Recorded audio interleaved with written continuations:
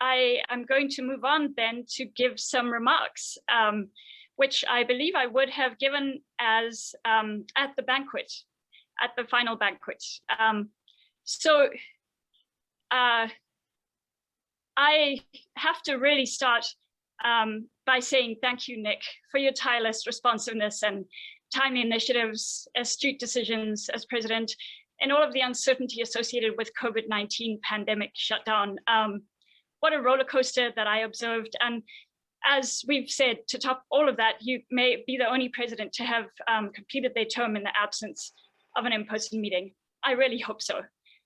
So thanks to those committee members who will be stepping down, and also to the, maybe 120 or more society officers and committee members who've worked so hard in supporting the society and raising its visibility, especially over the last 2 cycles when there were no opportunities to meet in person.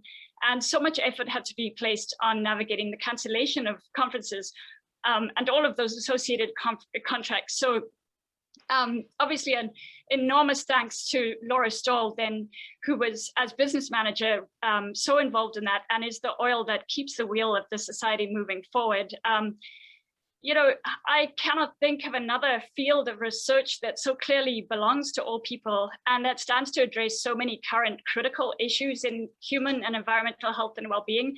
The interdisciplinary nature, natural products research. It's a science for anyone that captures the imagination of people of all ages and really has an important role to play then in combating the anti-science and education sentiment that seems to have been and continues to be so pervasive under the recent federal administration in the US. It is also an international science that's rooted in and relies on biological diversity, and that diversity includes among humans. So looking ahead, my commitment is to facilitate the tremendous ongoing efforts and initiate new ones as appropriate for the society's long-term sustainability and service to that scientific community and beyond, as our society really strives to make a difference in human health, education, inclusivity, and environmental well-being. As we've heard in so many dynamic committee reports, the many creative initiatives to engage the broader scientific and educational community included expanded membership options, targeted research awards, the natural product sciences webinars, ASAP distribution, and via the website and social media platforms. And we've also heard about the inspiring membership the inspiring initiatives such as the Summer Undergraduate Research Fellowships, the Bingle, John Daly, and other awards. So an immediate first goal for me is to work towards financial sustainability for these awards and initiatives, and also for the society as a whole as we try to recover or adapt to the COVID-19 pandemic and post-pandemic era. A second goal is to raise awareness of natural products research and contribute to science advocacy.